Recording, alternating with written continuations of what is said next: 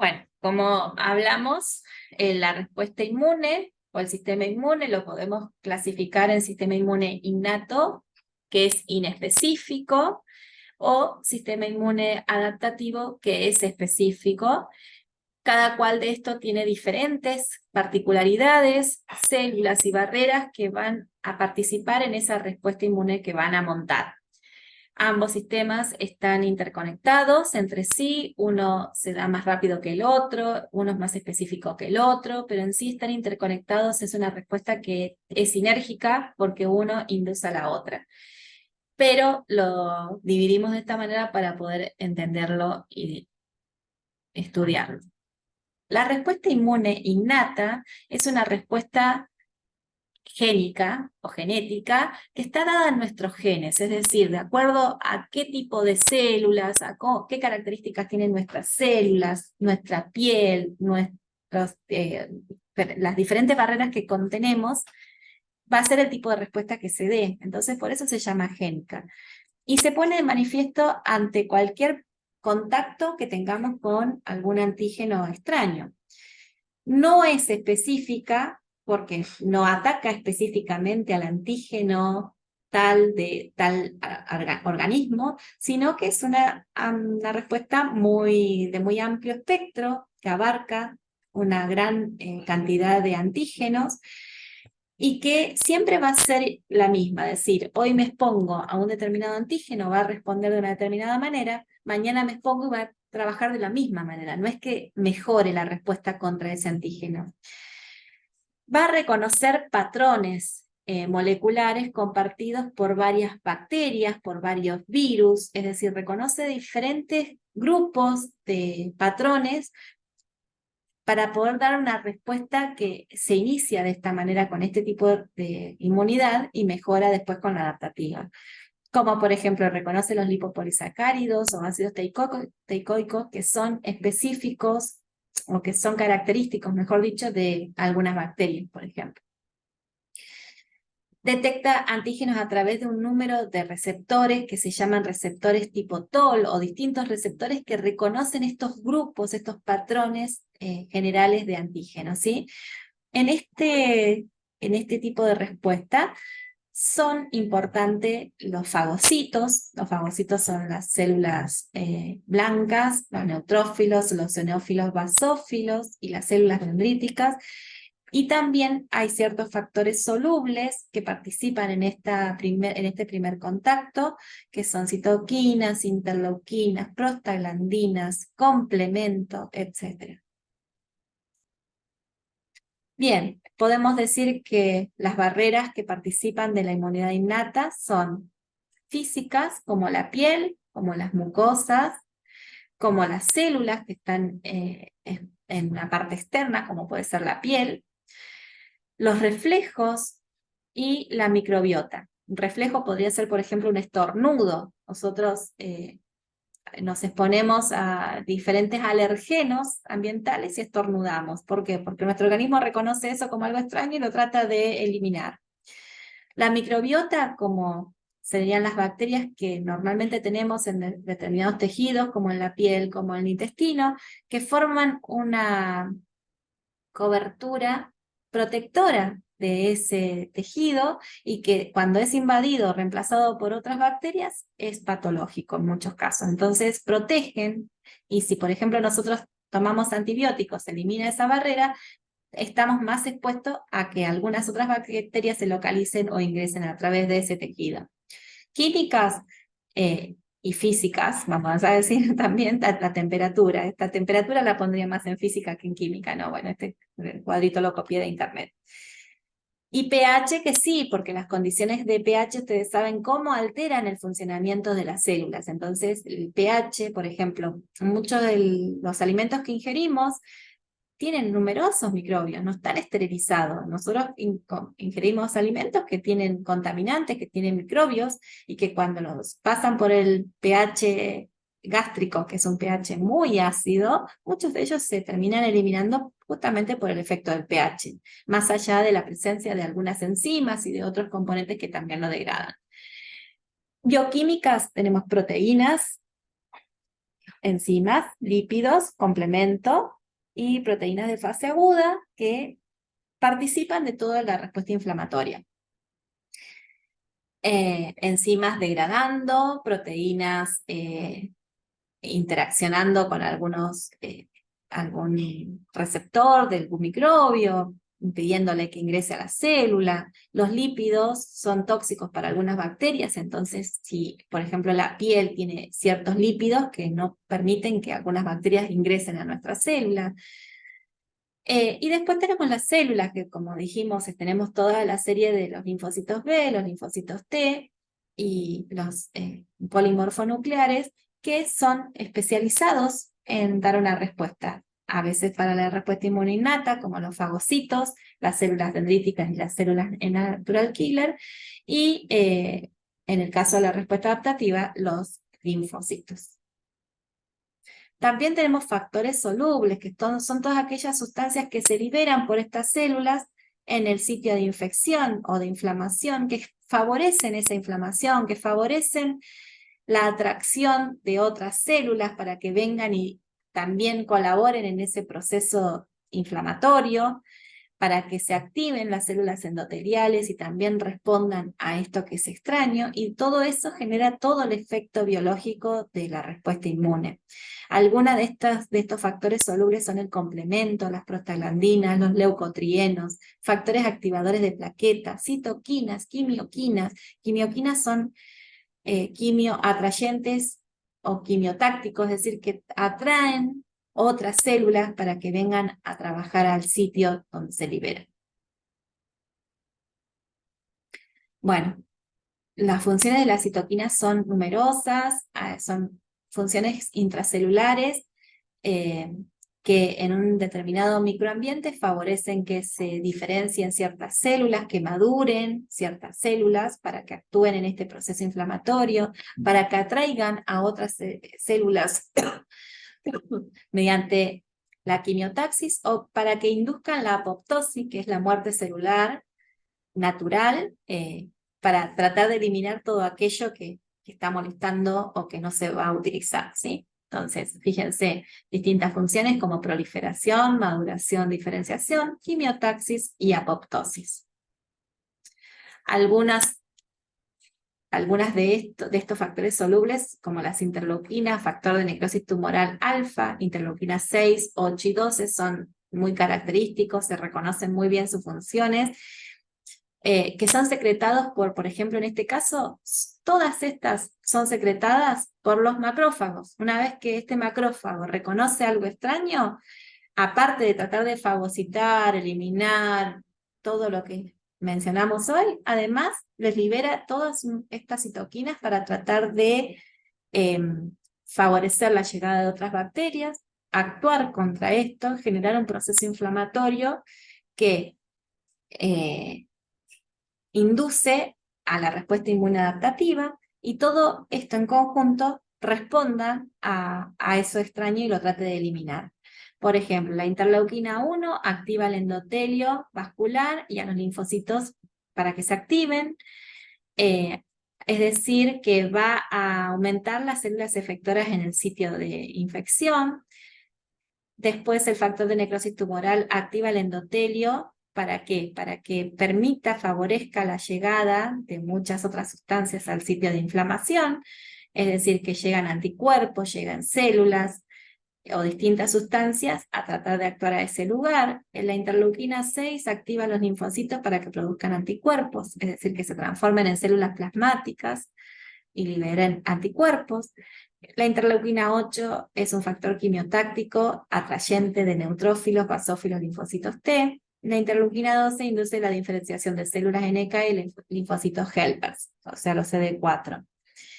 Algunos de estos, además de estos efectos locales que mencionamos, también tienen efectos sistémicos, produciendo fiebre, movilización de metabolitos shock, fiebre, y inducción de proteínas de fase aguda que se liberen otras sustancias para este proceso inflamatorio. Es decir, que la inducción solamente de esta célula, que es una de todas las que tenemos en el sistema inmune, fíjense en todas las funciones que tiene y cómo generan efectos tanto a nivel sistémico como efectos locales. No es necesario que se aprendan estos contenidos, pero un poco quería representar la complejidad que tiene el sistema inmune. La respuesta inflamatoria es ese proceso que se genera en un sitio de infección donde hay un cuerpo extraño, en este caso a través de una lesión que se produce en la piel, podemos incorporar, ingresar bacterias. Esas bacterias son reconocidas por estas células de tejido, como los mastocitos, como los macrófagos, que lo reconocen como algo extraño, lo tratan de fagocitar y se liberan todas estas sustancias, citoquinas, quimioquinas, etcétera, que atraen a otras células de la sangre, por ejemplo los leucocitos, que van a movilizarse a través del endotelio hasta que puedan ingresar y ahí también puedan generar una respuesta. Las plaquetas, linfocitos T, anticuerpos, etcétera, que van a venir a trabajar a este sitio como se activó a través de la respuesta inmune innata de estos macrófagos, de estos mastocitos, que generaron esta primera línea de defensa, pero que de alguna manera ya activaron también una señal para que se active la respuesta adaptativa. La diapedesis es el proceso mediante el cual los leucocitos que están en circulación, una vez que reciben una señal de las células endoteliales, que en esta región deben tratar de ir a ejercer su función, primero van a recibir esa señal, se van a unir al endotelio, van a rodar, van a penetrar y después en el tejido van a actuar. Ese es el proceso de diapedesis mediante el cual los leucocitos reconocen una señal en el endotelio, van a pegarse a ese endotelio y finalmente van a introducirse a las células que están por debajo del endotelio. Entonces, esta respuesta inflamatoria incluye ciertos signos caracterizados por rubor, calor, tumor y dolor. Toda respuesta inflamatoria tiene esas características. Si tiene color rojo, si está con calor, si tiene una tumoración, es decir, como que nosotros lo podemos ver en la piel como una inflamación, y que además duele, esos son rasgos, signos característicos de la respuesta inflamatoria. La función de esa respuesta inflamatoria, ¿para qué se produce? Es para contener esa infección, para eliminar ese agente infeccioso, para retornar al equilibrio, a la homeostasis y para reparar los tejidos. Todas esas funciones son funciones del sistema de esta respuesta inflamatoria que se produce ante algo extraño. Y en el proceso de diapedesis de las células que están en la sangre, que para meterse al tejido se incluye primero la fijación, el rodamiento, la penetración y la acción, ¿sí? Y además en este proceso inflamatorio también hay quimiotoxinas, que son las que van a atraer a estas células para que lleguen a ese sitio de inflamación. Bien. Bueno, en la respuesta inmune innata dijimos que las células más importantes, las vedettes, las que cumplen su principal rol, son los fagocitos. Dentro de los fagocitos dijimos que tenemos los macrófagos, los neutrófilos, los eosinófilos, que tratan de encapsular a ese cuerpo extraño, lo meten a través de unas vesículas que se unen con lisosomas y en eso se genera toda una respuesta tratando de eliminar eso que es extraño. En algunos casos, si estos fagocitos son células dendríticas o células presentadoras de antígeno, además exponen antígenos para que los reconozcan otras células. ¿Cómo es que reconocen? ¿Cómo es que eso van a fagocitar ese microbio y no otra cosa? ¿Por qué? Porque lo reconocen como algo extraño, porque tienen receptores contra eso. Nuestras células del sistema inmune tienen receptores que van a reconocer patrones moleculares de bacterias, de parásitos, por ejemplo, el receptor de manosa, que está en los macrófagos, receptores scavenger, receptores de CD4 que reconocen el lipopolisacárido bacteriano, que está en monocitos y macrófagos, y receptores de complemento. El complemento lo vamos a ver que después se activa y que va a ir a marcar ciertas células y que si es reconocida por estas células fagocíticas, va también a reaccionar contra eso. Entonces, para que estos fagocitos se activen y fagociten y generen una respuesta inmune, tienen que primero haber una unión del receptor con estos patrones de los gérmenes, de los microbios, que van a inducir la fagocitosis, y una vez que lo fagocitan, esto van a liberarle todas sus sustancias intracelulares para que se mueran estas células, den muerte a eso que fagocitaron, o lo destruyan. Fíjense que esto podría ser un neutrófilo, y todos los receptores que tienen, receptores para interleuquina 8, receptores para fracción Fc de las inmunoglobulinas, receptores para lipopolisacáridos o CD14, receptores tipo TOL, receptores 1, 2, 3 y 4, receptores de productos bacterianos. Son receptores genéricos que se dan ante la presencia de un microbio, por ejemplo, de un patógeno. Y después tenemos en el macrófago otros receptores que pueden ser los mismos que están en el neutrófilo, como el CD14, como los tipo TOLs, y otros como receptores de manosa, receptores de dendritos, o de detritos, perdón. Detritos son como, ¿cómo les diría? Lo que sobra después de que algo se eliminó, de que se rompió, como la basura. Entonces, como los macrófagos tienen esa función de limpieza, cuando nuestras propias células se rompieron, se degradaron, se destruyeron, etc., los macrófagos tisulares son los que van a tratar de eliminar eso que es basura para que no molesten en el medio, ¿sí? Entonces, tienen numerosos receptores que reconocen a esos patógenos, y es ahí donde empieza esta activación de estas células. Fíjense cómo una vez que reconocen los receptores a esos antígenos, a esos grupos moleculares, lo van a envolver, forman una vesícula, que después se unen a otras vesículas internas que contienen enzimas y toxinas, como los lisosomas, forman lo que se llama el fagolisosoma, y es allí donde se descarga todos estos productos tóxicos para ayudar a matar a un microorganismo. Dentro de esos mecanismos de compuestos tóxicos está el agua oxigenada, el peróxido, el óxido nítrico, que son muy tóxicos para romper cualquier agente extraño. Todo ese proceso que se genera en esas células se llama estallido respiratorio. Hay ciertos factores que influyen en esa respuesta innata. Nosotros dijimos que la genética es uno, pero también hay factores que tienen que ver con componentes internos y algunos externos. Internos puede ser la edad, una persona, un recién nacido no responde igual que un adolescente, ni un adulto, ni una persona mayor, el sexo, la nutrición es muy importante en la respuesta inmune, el estrés, las hormonas, también lo vamos a agregar. Ustedes saben, como hemos visto, que hay una asociación entre el sistema inmune, el sistema neurológico nervioso y el sistema endocrino. Entonces, todo eso son distintos pies de un sistema muy grande que se llama sistema neuroinmunoendocrino, sistema neuroinmunoendocrino, ¿sí? Que forman un gran conjunto, un gran sistema que está interconectado entre sí. Y también factores externos como la temperatura, como factores tóxicos ambientales, radiaciones, medicamentos que también pueden influir en esa respuesta inmune, ¿sí? Por ejemplo, hay inmunosupresores, hay algunos medicamentos que estimulan una respuesta inmune, otros que las inhiben. Entonces, todos esos factores externos también pueden influir en esa respuesta inmune. Muy bien.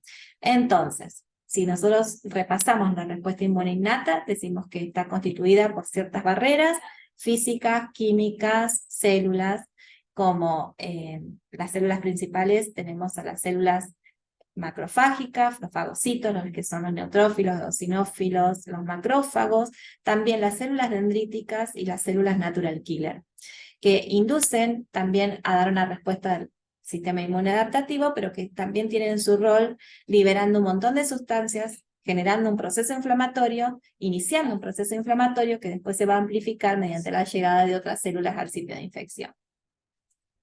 Es una respuesta que no es específica, es una respuesta muy rápida, que responde a la unión, luego de que se una uno de estos receptores de estas células que están en los tejidos o en la sangre, eh, y que generan una respuesta inflamatoria en el sitio de infección.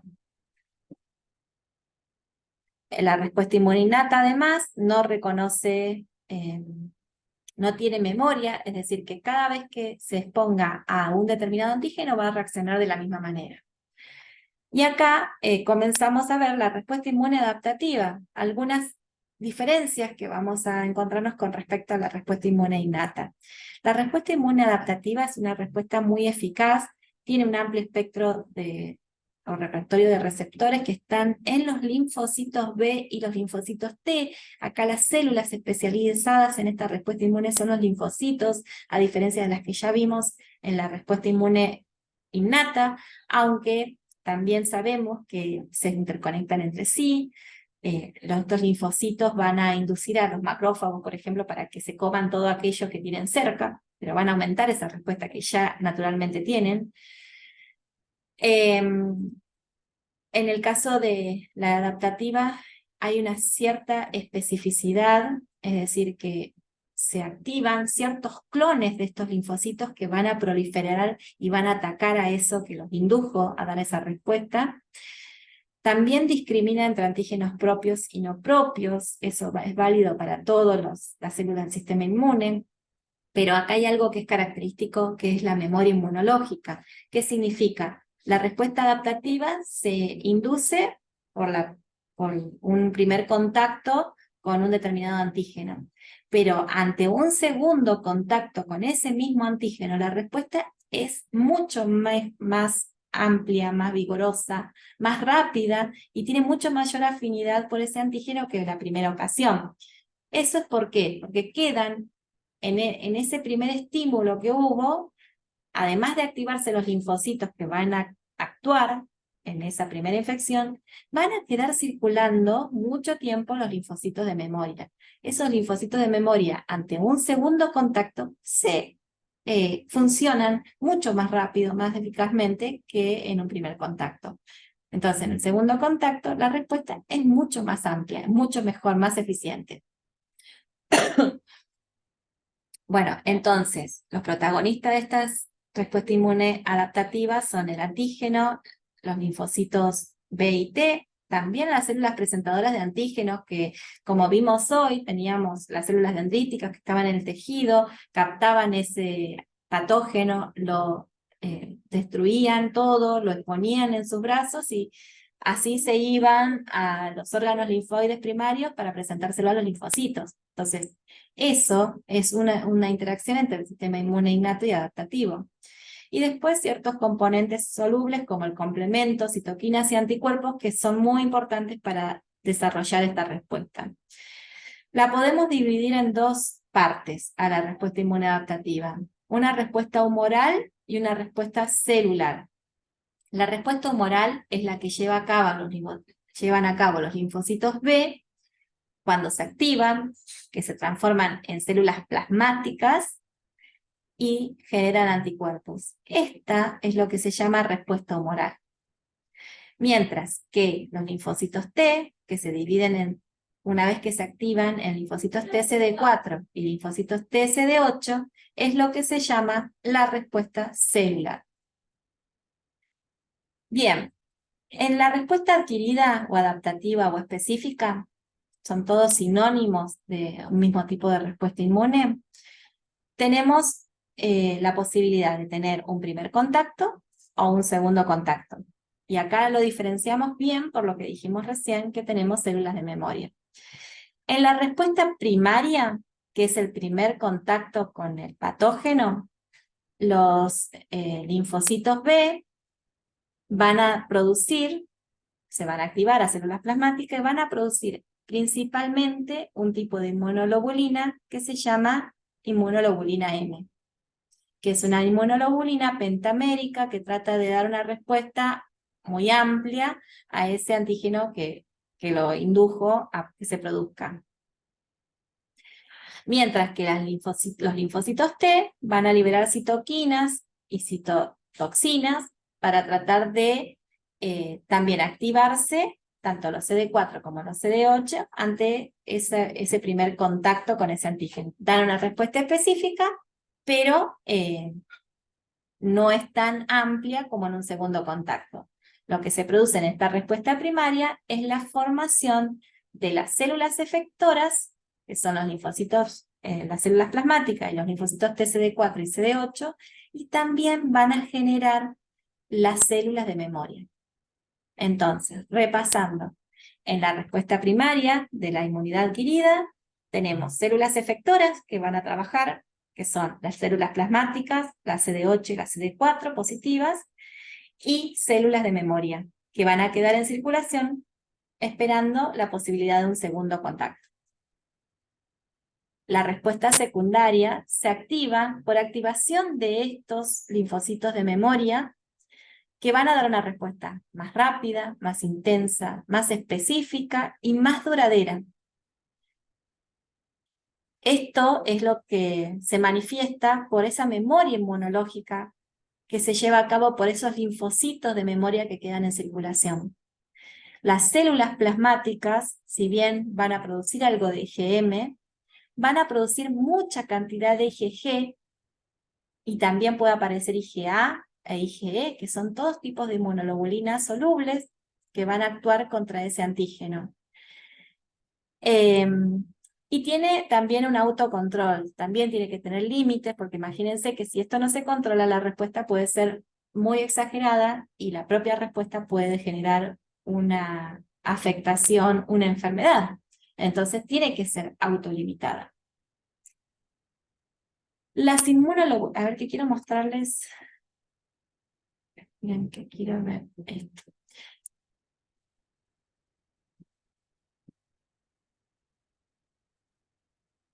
Bueno, entonces dijimos, me adelanto un poquito, que en la respuesta primaria va a haber un reconocimiento de estos linfocitos a través de receptores que tienen en sus membranas del antígeno y se genera una proliferación clonal de ese que reconoció al antígeno para que dé una respuesta muy específica. Acá, ¿cómo es que se genera esa especificidad?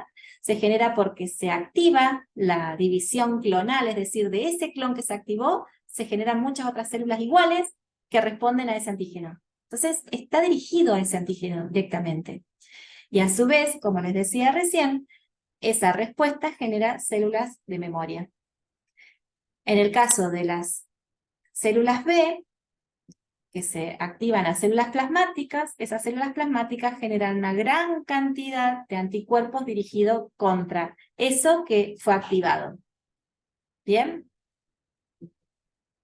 En la respuesta secundaria, los linfocitos de B de memoria, cuando reconocen otra vez al antígeno, liberan inmunoglobulinas de tipo IgG. Y los linfocitos TCD4, que actúan también ya como un linfocito de memoria, van a dar una respuesta mucho más intensa, con una gran liberación de citoquinas que van a influir en la inducción de la respuesta inmune a través de la proliferación de los linfocitos, de la diferenciación de las células plasmáticas para que den más anticuerpos, para que haya mayor afinidad y mayor respuesta a nivel de ese segundo contacto con el antígeno. Si nosotros miramos los anticuerpos, en la respuesta primaria vamos a ver que primero se produce una cierta cantidad de inmunoglobulina M, y después va a haber una cierta producción de IgG, pero los niveles son relativamente menores que los de la IgM. En cambio, ante un segundo contacto, la respuesta adaptativa es mucho más eficiente. ¿Por qué? Porque genera inmediatamente una gran cantidad de IgG. Y toda esta IgG genera una respuesta inflamatoria muy intensa, mucho mayor que la que se produjo en el primer contacto. Esto es lo que se pretende cuando nosotros nos vacunamos. Nos exponemos ante un antígeno, un patógeno o una fracción de ese patógeno que induce esta respuesta primaria, pero que si nosotros en alguna ocasión tuviéramos contacto con ese antígeno nuevamente, la respuesta sería mucho más eficiente. Esto que estamos viendo acá es solo a nivel de los anticuerpos, pero pensemos que a nivel de las células también hay una respuesta mucho más intensa, porque esos linfocitos ya están preparados para dar una respuesta más rápida, más eficiente, cuando se ponen en contacto por segunda vez con el antígeno. Bien, dijimos que inmunoglobulinas hay varios tipos. Las inmunoglobulinas son proteínas que están constituidas por dos cadenas pesadas, que son estas que vemos acá, y por dos cadenas livianas, que son estas cortitas que están acá, que están unidas entre sí por distintos puentes disulfuros, y que en todo lo que es la inmunoglobulina vamos a reconocer ciertas fracciones. La fracción más variable es la que está en contacto con el antígeno. Este es el sitio de unión con el antígeno. Y después que se llama FAB, mientras que la fracción que del otro extremo es la fracción más constante de la inmunoglobulina, que puede ser común a varios tipos de inmunoglobulinas que se diferencian solamente en esta parte, que se llama FC. La fracción variable tiene una región constituida por unos 15 aminoácidos, o más o menos, alrededor de 15 aminoácidos, que es lo que le da la característica idiotípica responsable de la unión al antígeno. En esa región va a haber ciertos aminoácidos que van a poder encajar, vamos a decirlo así, con un antígeno, y eso hace que dé una respuesta a ese antígeno específico. Estas inmunoglobulinas están presentes tanto en circulación como en la membrana, miren que quiero buscar más adelante, de los linfocitos, receptando al antígeno. Fíjense que este es un linfocito B que tiene inmunoglobulinas, tipo de receptores de inmunoglobulinas, que reconocen al antígeno y que después, si por ejemplo el antígeno se unió a este receptor, cuando el linfocito B se activa, libera las inmunoglobulinas que se activaron. ¿Mm?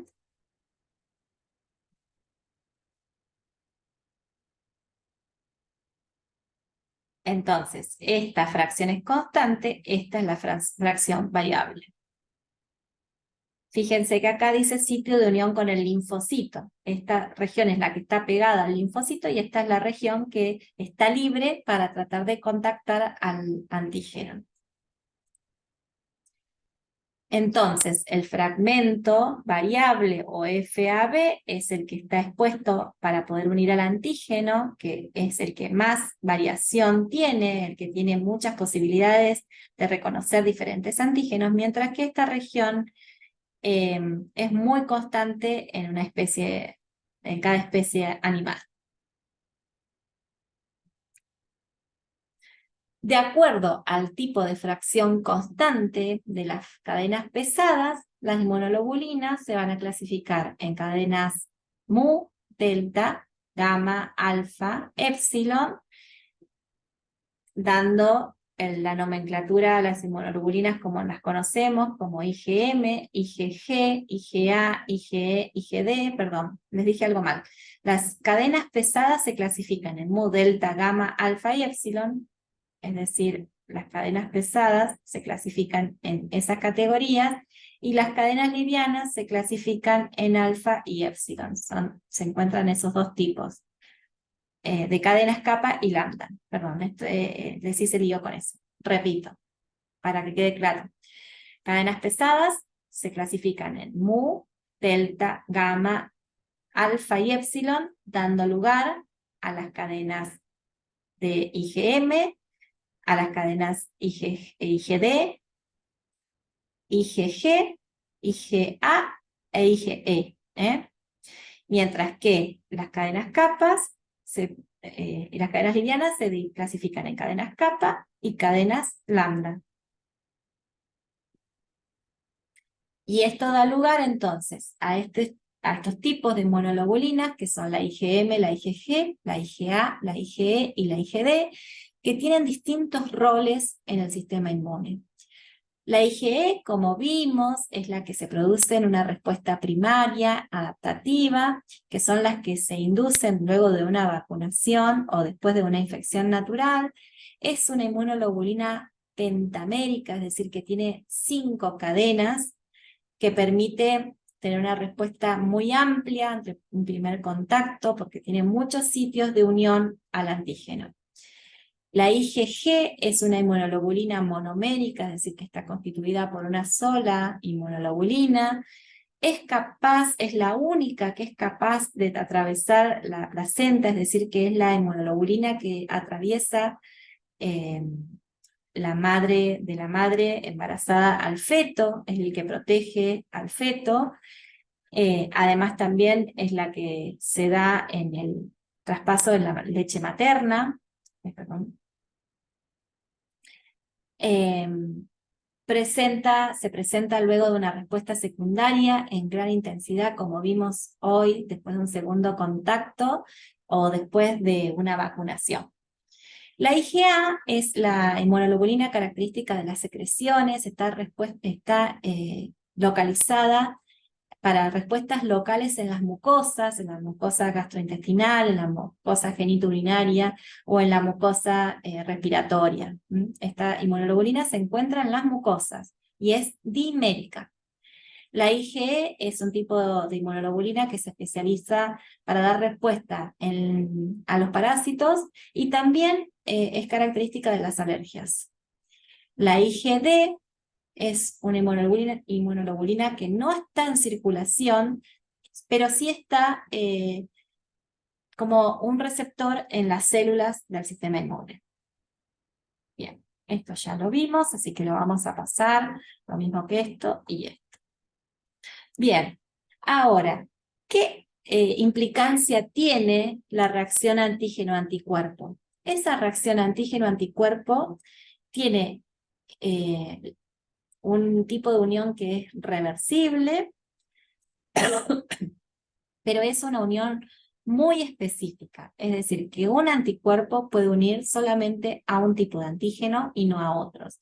Que un anticuerpo se genera contra ese antígeno y no contra otros, porque si no podríamos dar una respuesta contra algo que no queremos realmente, ¿sí? Entonces, una unión reversible y es una unión muy específica. Cuando se une el antígeno al anticuerpo, se genera una serie de respuestas que va a variar dependiendo del tipo de monoglobulina, qué tipo de respuesta se dé. Entonces, fíjense, este esquema lo representa muy bien. Acá tenemos un linfocito B que se unió a los antígenos, reconoció uno de esos anticuerpos, reconoció a un microorganismo, a un patógeno. En este caso es un linfocito B, por lo tanto se activa esa célula plasmática y da muchas inmunoglobulinas para lo que se activó. Estos son los anticuerpos. Estos anticuerpos pueden ser de tipo IgG, IgM, IgE. Si son de inmunoglobulinas A, G o M, pueden generar una respuesta de neutralización. ¿Qué significa la neutralización? Estos anticuerpos se pegan a esos epitopes y de alguna manera evitan que hagan su función. Supónganse, no puedan replicarse o no pueden entrar a la célula donde puede generar la respuesta o generar esa infección. Entonces, lo neutralizan y después se eliminará. Pero mientras tanto no pudo avanzar esa infección, quedó retenida y neutralizada por las inmunoglobulinas. Esa es una de las funciones. Otra de las funciones es lo que se llama opsonización y fagocitosis. ¿Qué significa? Fíjense que acá tenemos los antígenos que están unidos a la porción FAB de los anticuerpos y la porción FC es reconocida por la fagocitosis a través de receptores FC que yo hoy les había mostrado. Si quieren, por ahí podemos volver a la respuesta inmune innata. Y fíjense que otra vez cómo conectamos respuesta inmune innata con adaptativa.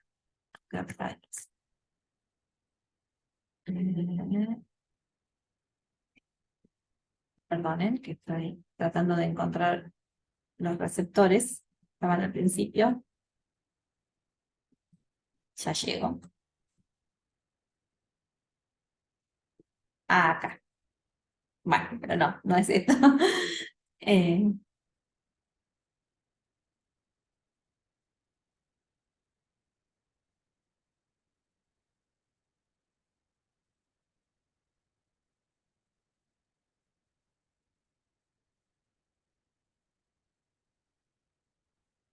Acá, bueno, llegué. Fíjense que en algún momento yo les mencioné receptor de FC. Este FC es esa fracción FC de las inmunoglobulinas. Fíjense como el neutrófilo, que es un fagocito, tiene receptores de inmunoglobulinas que cuando están unidos a un antígeno generan una posibilidad de unirse a este fagocito y eso lo ozonizan con esas inmunoglobulinas y después lo pueden fagocitar.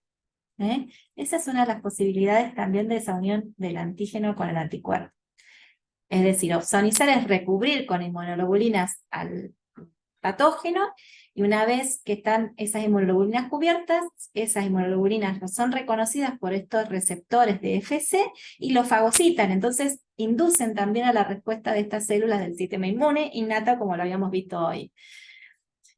Otra posibilidad es que ciertas inmunoglobulinas, como la IgE y la IgG, generan un tipo de respuesta que se llama citotoxicidad dependiente de anticuerpos.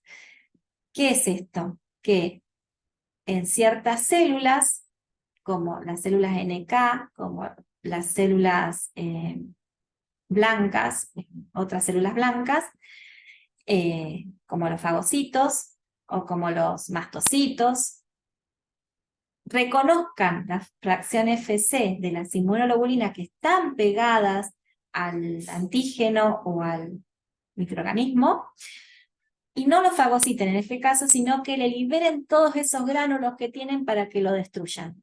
Fíjense que esto es un parásito, por ejemplo, acá. Esto podría ser un eosinófilo. Este es un parásito. El eosinófilo no lo va a fagocitar porque es muy grande, no lo fagocita, pero sí, al reconocer que hay una IgE acá pegada a este parásito, cuando se une a sus receptores, libera todos estos gránulos que tiene y lo mata. Ese es un tipo de citotoxicidad, es decir, de rompecélulas, mediada por anticuerpos. Otra posibilidad es la que genera inflamación. Todos esos gránulos también se liberan al medio y generan inflamación y atraen a otras células para que den respuesta. Y otra es lo que se llama la activación del complemento. Cuando un anticuerpo se pega a un microorganismo, se activan unas proteínas que están en circulación que van a después amplificar la respuesta inmune, vamos a decirlo así. Esto es la activación del complemento. El complemento son proteínas solubles que las tenemos todos, pero que ante la presencia de un anticuerpo unido a un microorganismo, se activan aún más y amplifica la respuesta del sistema inmune, produciendo distintas respuestas como fagocitosis, como ozonización o como quimiotaxis. Todas esas respuestas son posibles ante la presencia de un anticuerpo unido a un antígeno. Bueno, comparamos la respuesta inmune innata con la adaptativa. La respuesta inmune innata está constituida por las células fagocíticas, como macrófagos, neutrófilos, de células dendríticas y mastocitos, y las principales células de la respuesta inmune adaptativa son los linfocitos TCD4, CD8 y plasmáticas, o linfocitos B que se activan a plasmática produciendo anticuerpos. La inmunidad innata es genética, no es específica, es de amplio espectro y no aumenta con una segunda exposición. Se pone en manifiesto ante la primer contacto, que es lo que se llama sensibilización, y que reconoce distintos patrones o grupos moleculares compartidos entre, por ejemplo, distintas bacterias.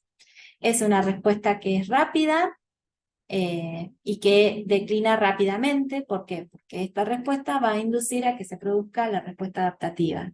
La respuesta adaptativa es mucho más específico, se lleva a cabo a través de los receptores que están en los linfocitos B y T, discrimina entre antígenos propios y no propios, tiene memoria, es decir, que la respuesta va a ser en un primer contacto específica, pero no tan amplia como en un segundo contacto, donde la respuesta va a ser mucho más rápida, más eficiente, más afín y más vigorosa que el primer contacto, y es lo que se llama respuesta secundaria. Esta respuesta secundaria se debía entonces a la presencia de células de memoria que se formaron en el primer contacto. Las células efectoras son las células plasmáticas, las células TCD4, CD8 positivas y las células de memoria que van a quedar circulando para reconocer a un segundo encuentro. Y esta respuesta es autorregulada. Es mucho más amplificada, pero a su vez también es autorregulada.